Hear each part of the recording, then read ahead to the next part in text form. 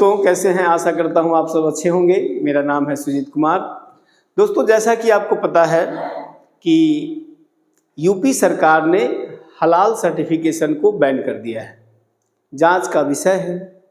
अब मुद्दा ये बनता है, एक कॉमन आदमी भी जानता है कि एक तो होता है हलाला, जो तलाक के बाद का प्रोसेस है।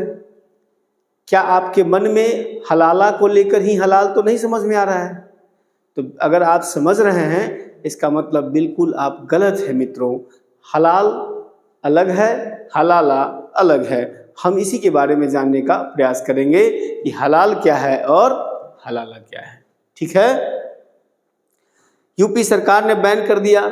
इसके साथ साथ अगर आप देखिएगा तो कुछ दिन पहले, लगभग साल भर पहले, कर्नाटक में भी इस मुद्दे को लेकर काफ़ी गर्मा गर्मी हुआ था और वहाँ के बहुत सारे हिंदू संगठनों ने भी या अन्य संगठनों ने भी हलाल सर्टिफिकेशन को बैन करने की बात की थी।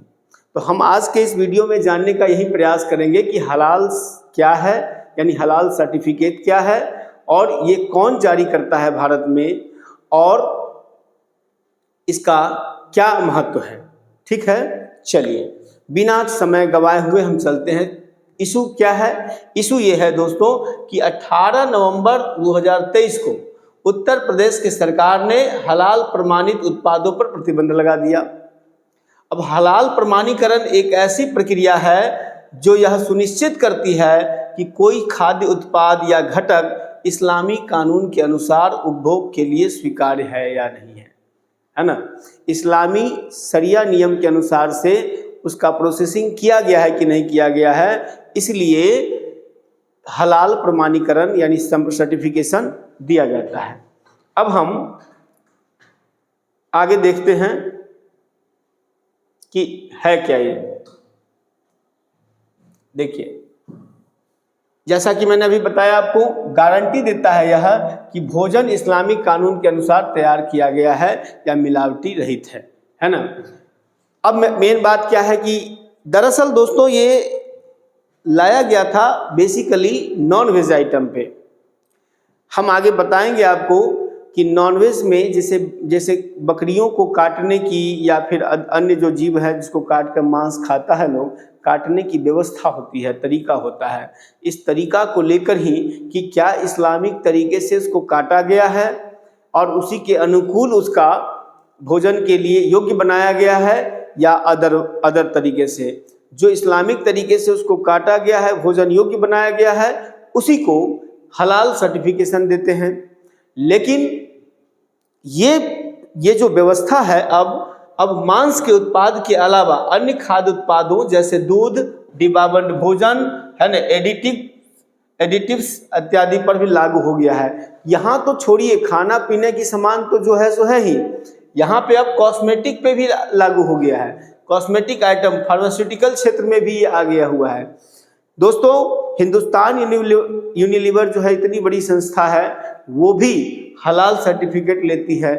आप अंदाज़ा लगा सकते हैं। अब कहिएगा कि हलाल सर्टिफिकेट देता कौन है, इससे क्या लाभ मिलता है? हलाल सर्टिफिकेट जो देने वाली कंपनियां हैं, प्राइवेट कंपनी हैं, और वो उसको कमीशन मिलता है सर्टिफिकेशन का, ताकि क्योंकि इस्लामिक वर्ल्ड में बहुत सारे ऐसे देश हैं जो हलाल सर्टिफिकेशन का सामान भारत से विदेश में जाता है ना। और इसके संदर्भ में वो चीज़ें आप देख सकते हैं। देखिए, हलाल मीट, देखिए यहाँ पर बहुत स्पष्ट तरीके से हलाल मीट यानी हलाल सर्टिफिकेट के द्वारा प्रमाणित मीट है ये, यानी कि इस्लामिक तरीके से इसका प्रोसेसिंग किया गया है ना। देख रहे हैं आप। देखिए, इसके अलावा भी अन्य प्रोडक्ट हैं, ये सारे अन्य प्रोडक्ट पे इसका मार्केबल किया गया हुआ है। अब यही चीज़ समझना है दोस्तों आगे कि हम लोग क्या और ये कह रहा है। देखिए, कौन देता है हलाल सर्टिफिकेट? जैसा कि मैंने आपको बताया कि हलाल सर्टिफिकेट देता कौन है। देता कौन है? भारत में हलाल सर्टिफिकेट के लिए कोई सरकारी संस्था नहीं है। सबसे बड़ी बात ये समझने की जरूरत है, कोई सरकारी संस्था नहीं है हलाल सर्टिफिकेट के लिए, और बहुत सी प्राइवेट कंपनियां हैं और संस्थाएं हैं जो व्यक्तिगत तौर पर कंपनियों को हलाल सर्टिफिकेट देती है। और इन कंपनियों को वैधता खासकर मुस्लिम ग्राहकों के बीच उनकी पहचान और इस्लामिक देशों से उनकी प्रशंसा पर निर्भर करती है। मतलब जो हलाल सर्टिफिकेशन देती है कंपनी, प्राइवेट कंपनी, उस प्राइवेट कंपनी की जो अपनी क्रेडिबिलिटी है वह डिमांड विशेषकर मुस्लिम जो कंज्यूमर है उस कंज्यूमर के डिमांड के ऊपर उसका क्रेडिट है। जैसे मान के चलिए यहाँ पे कोई मुस्लिम कम्युनिटी से संबंधित कंज्यूमर है, अगर ये जाएगा कहेगा नहीं हमको हलाल सर्टिफिकेशन का ही सामान चाहिए जिस पे हलाल सर्टिफिकेशन किया गया है। अब इससे क्या होता है, वो कंपनी जो ये हलाल सर्टिफिकेशन दे रही है किसका सबसे ज़्यादा स्थान है वो इस पर निर्भर करता है कि कंज्यूमर किस ब्रांड का कितना पसंद करता है। देखिए भारत में हलाल जो सर्टिफिकेशन है देने वाली मुख्यतः 4 संस्थाएं हैं। सबसे पहले समझ लीजिए सरकारी संस्था नहीं है, तो बात यहाँ रेवेन्यू कलेक्शन का भी आता है। सरकारी संस्था नहीं है, रेवेन्यू कलेक्शन जो प्राइवेट संस्थान कर रही है, ऐसा एलिगेशन लगाया जाता है या ऐसी बातें उभर के आती है कि इससे जो प्रॉफिट होता है वो गलत एक्टिविटी में इस्तेमाल किया जा रहा है। तो इसीलिए ये सब मुद्दा चल रहा है, बशर्ते जांच का विषय है, इसमें कुछ कहना जल्दीबाजी होगा। हमारे पास न्यायपालिका है, मामला न्यायपालिका में भी जाएगा और देखना है आगे क्या होता है। फिलहाल हम ये जानते हैं कि भारत में जो हलाल सर्टिफिकेशन है वो कौन देता है। देखिए हलाल इंडिया नामक एक कंपनी है, इसके बाद मुंबई की कंपनी है एक, मुंबई की हलाल काउंसिल ऑफ इंडिया जो हलाल सर्टिफिकेशन देती है। इसके बाद दिल्ली की है एक जमीयत उलेमाए हिंद हलाल ट्रस्ट, ये भी देती है हलाल सर्टिफिकेशन। इसके बाद चेन्नई का है हलाल इंडिया। ये 4 ऐसी संस्थाएं हैं जो हलाल का सर्टिफिकेशन प्रदान करती है कंपनियों को कि ये हलाल सर्टिफिकेट है। आगे देखते हैं हम लोग।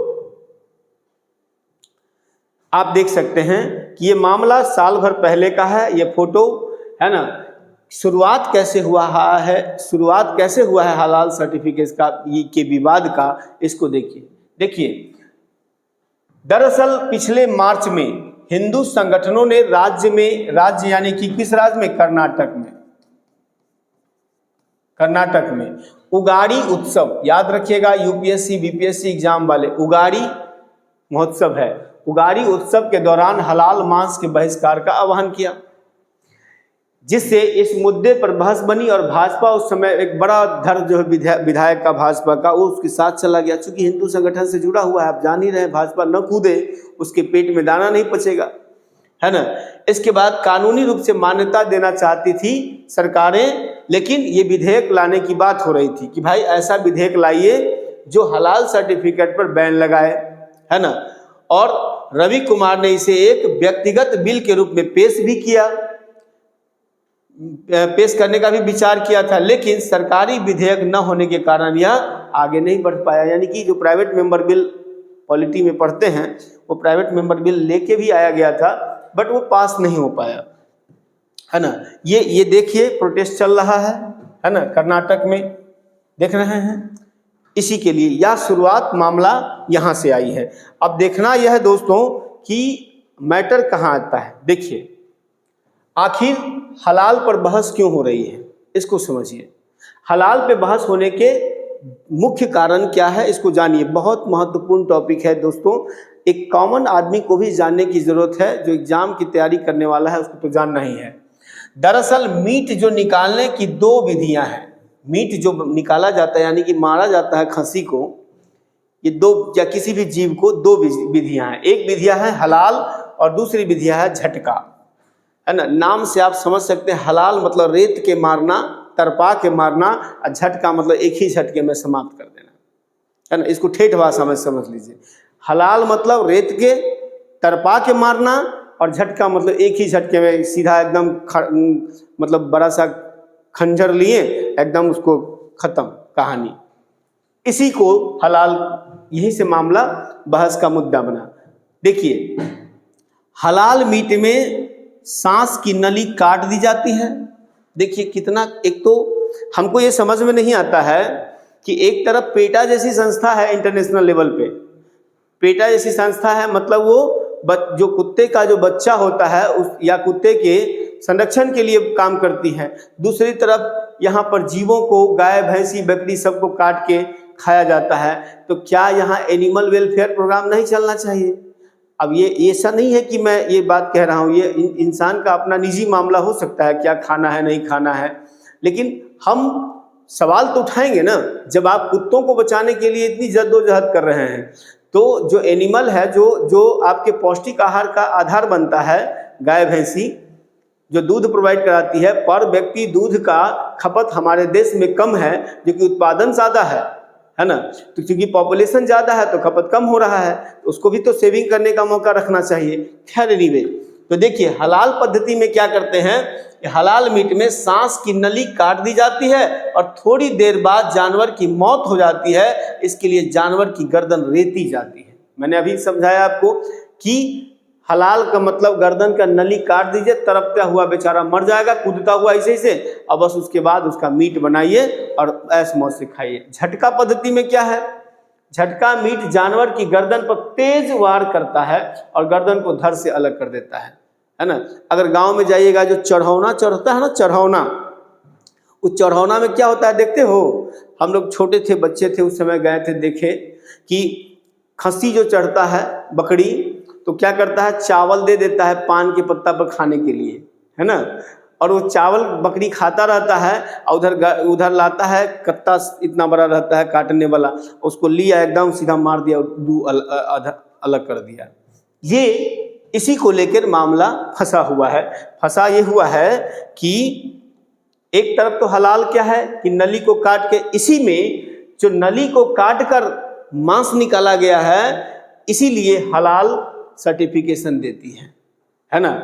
जो डायरेक्ट काट के मांस निकाला गया है वो झटका पद्धति है, इस्लाम इसकी इजाज़त नहीं देती, क्योंकि शरिया के हिसाब से हलाल पद्धति से ही मांस खाना चाहिए। ये मामला उखड़ कर आ रहा है। अब सवाल क्या उठा है, यहाँ देखिए, इस्लाम में हलाल मीट को सुरक्षित माना जाता है। पिछले साल कर्नाटक में जो लोग हलाल मीट का विरोध कर रहे थे, है ना, उसके अनुसार कि इस तरह से मारे गए जानवर का मांस हिंदू देवताओं के लिए दूषित माना जाता है और इसलिए एक ही झटके में मारे गए जानवर का मांस ठीक है, जिसे होसा तराकू उत्सव पर, होसा तराकू उत्सव, ध्यान रखिएगा, होसा तराकू उत्सव पर देवी देवताओं को चढ़ाया जा सकता है। हिंदू संगठनों ने ये विरोध किया कि हलाल पद्धति से मारे गए जो जानवर है, वो जानवरों के मीट दूषित माने जाते हैं हिंदू पद्धति में। जो होसा तराकू उत्सव है जिसमें देवी को मीट चढ़ाया जाता है, लेकिन जो एक ही झटके में मारा गया जीव है उसका जो मांस है वो हिंदू सोसाइटी में, यह मतलब ये जो उत्सव है होसा तराकू उत्सव, उसमें सही माना जाता है। यही मुद्दा उखड़कर सामने आ गया। अब आप देखिए, हलाल मीट का विवाद आने के बाद बेंगलुरु के जो वकील हैं, बेंगलुरु के एक वकील, बहुत फेमस वकील है, कार्यकर्ता है, क्लिफर्ड रोजारिया, इसका कहना है कि आप झटका से मारिए चाहे हलाल से मारिए, जीव की हत्या तो हो ही रहा है और इसके अलावा मीट के टेस्ट में, स्वाद में कहीं कोई अंतर नहीं आता है, इसलिए इसमें ज़्यादा दिमाग लगाने की ज़रूरत नहीं है। सवाल यही उठ गया। अब बात यहाँ पे आ जाता है धीरे धीरे कि भाई वर्चस्व होना है कि हमारा बात नहीं माना गया। अब यहाँ देखते हैं कि हलाल क्या होते हैं हलाल उत्पाद और हलाल सर्टिफिकेशन। देखिए इसकी शुरुआत जो है बेसिकली भारत में 1974 में की गई है। 1974 में हलाल सर्टिफिकेशन का शुरुआत हुआ है और प्रमाणिकता का अर्थ है कि किसी उत्पाद को इस्लामिक कानून का पालन करके बनाया गया है। आमतौर पर मीट, जैसा कि मैंने शुरू में बताया आपको कि आमतौर पर मीट के संदर्भ में ऐसा व्यवस्था किया जाता है, लेकिन धीरे धीरे ये सब चीज़ें अन्य प्रोडक्ट में भी आना शुरू हो गया है ना। जानवरों और पशु को कोई भी भाग उसमें शामिल करके, मतलब उसका जो तरीका है मारने का, बस वही मेन मुद्दा है कि रेत के मारा गया तो इस्लामी शरिया के अनुसार हुआ, उसको हलाल सर्टिफिकेट दिया गया, और नहीं मारा गया तो वो समझ में आता है कि मीट का कि रेत के मारा गया। लेकिन अन्य सेगमेंट में कॉस्मेटिक आइटम में कौन सा मतलब रेत के उसमें कॉस्मेटिक आइटम बनाएगा, चाहे अन्य सेक्टर बनाएगा, ये तो समझ से बाहर है ना। इसीलिए ये सारी मुद्दे जो है बहुत ही सेंसिटिव हो जाते हैं और आपके लिए ये ज़रूरी हो जाता है कि इन सब चीज़ों को ध्यान से आप देखें, पहचानें और विवादों से बच के रहिए। ये सब कोई मुद्दा नहीं है। हाँ, लेकिन एक चीज़ ध्यान रखना है कि हलाल सर्टिफिकेशन अगर दिया जा रहा है, उस पर मोटा रकम वसूली जा रही है, अगर उस वसूली का सरकार, समाज और देश के खिलाफ इस्तेमाल हो रहा है तो बिल्कुल ये चिंता का विषय है। और उस पर कोई भी सरकार, कोई भी एजेंसियां जो ऑटोनमस है और ये इसमें काम करने का उसका अधिकार क्षेत्र में आता है, तो उसे बिल्कुल इस पर एक्टिव मोड अपनाना चाहिए दोस्तों। इसलिए मैं आपसे यही कहूँगा कि धार्मिक उन्माद के विचारों में नहीं बल्कि कंक्रीट आइडिया को समझने का प्रयास कीजिए। आखिर जो भी व्यवस्था होता है हमारे समाज के वर्गों के लिए होता है, हमारे देश के लिए होता है और सभी जाति, धर्म, मजहब और पंथ संप्रदाय के लिए होता है। इसलिए कोई भी जाति धर्म के आधार पर डिसीजन न ले, सोच समझ के डिसीजन ले। अगर कोई सरकार कहती है, सरकार अगर गलत स्टेप उठा रही है तो आपको मालूम है कि जनता के अधिकारों का संरक्षण न्यायपालिका है ना। तो संरक्षण जो कर रही है वो न्यायपालिका कर रही है, तो मामला कोर्ट में जाएगा। सरकार अगर गलत होगी तो हलाल सर्टिफिकेशन देने वालों की जीत होगी। अगर मामला सरकार सही कर रही है तो फिर हलाल सर्टिफिकेशन वाले को बंद करना पड़ेगा, वो प्रोसेस दूसरा विधि जो भी होगा अपनाना पड़ेगा। फिर सरकार और दोनों बैठ के बीच का रास्ता निकालेंगे। क्योंकि बात रेवेन्यू का है और रेवेन्यू के मिसयूज का है, तो इसलिए ये मामला उभर के आती है। तो दोस्तों आज के लिए इतना ही। ऐसे ही कुछ विशेष टॉपिक पे हम आपके साथ वीडियो बनाते रहेंगे। बशर्ते आपसे उम्मीद करते हैं कि आप अधिक से अधिक चीज़ों को, हमारे चैनल को शेयर कीजिए, लाइक कीजिए, सब्सक्राइब कीजिए। कुछ कमेंट जरूर आना चाहिए ताकि अगर कोई टॉपिक पर आप वीडियो देखना चाहते हैं तो आप हमें सलाह दीजिए कमेंट के माध्यम से, हम उस पर ज़रूर वीडियो आपको प्रोवाइड कराएंगे। थैंक यू दोस्तों, धन्यवाद।